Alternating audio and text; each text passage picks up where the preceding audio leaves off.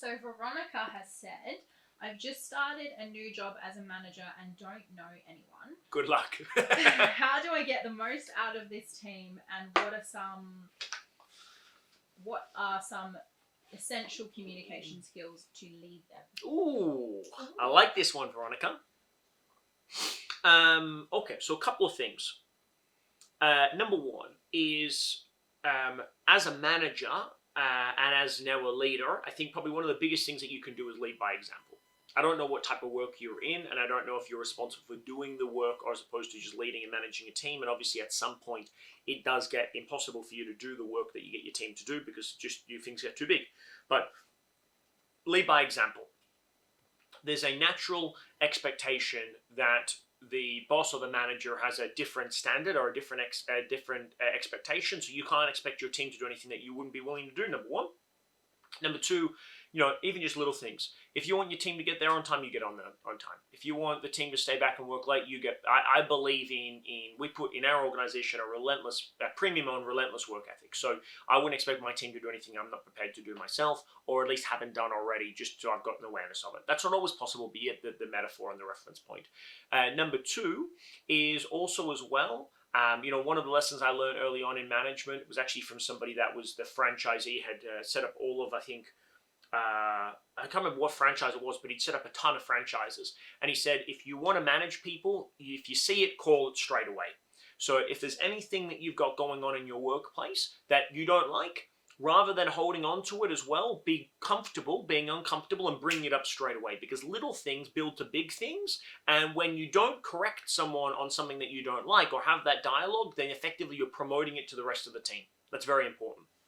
So just get used to having that conversation as well. And, they're difficult in the beginning, but once you've had the reference point and you're just used to telling people and being direct and not beating around the bush, some people will get a bit pissed about it, but eventually they'll appreciate and respect the fact that you're a direct person, you're having that conversation with them as well. So do that in the nicest way, but, just make sure you're on top of that. I think that's very important.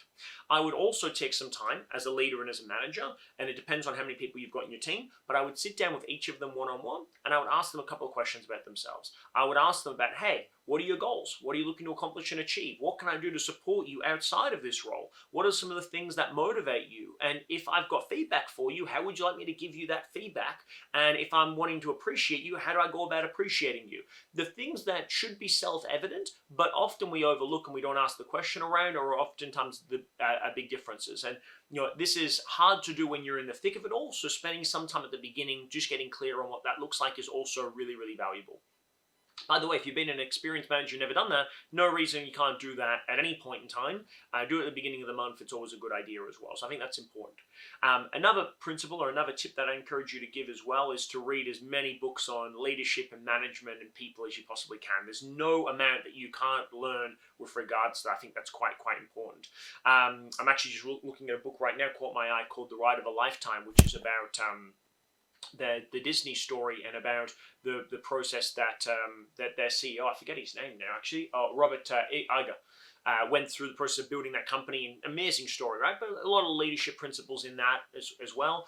There's some fantastic stuff on leadership from so many different authors, and we'll put up a couple of examples in the show notes here for you guys as well. I'm a big fan of a big fan of Robin Sharma's work on leadership. There's also some excellent stuff on influence and communication and motivation by Daniel Pink, for example. There's a lot of good authors. I'll give you a whole list of all my favorite leadership books as well.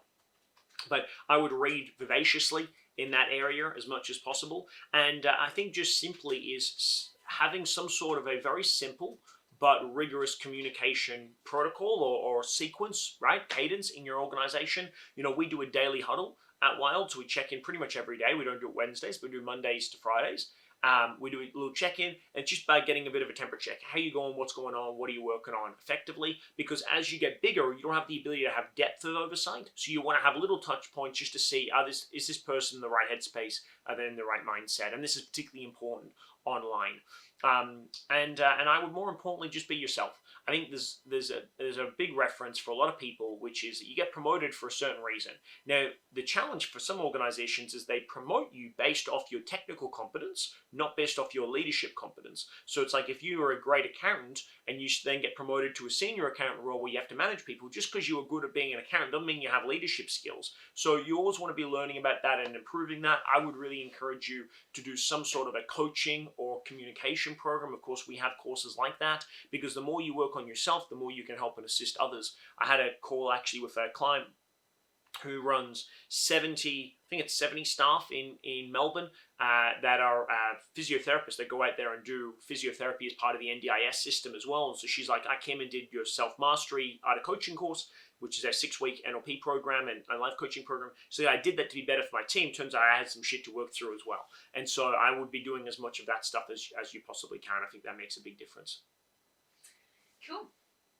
All right. And also as well, another point on that is ask for support from the people that you report to as well.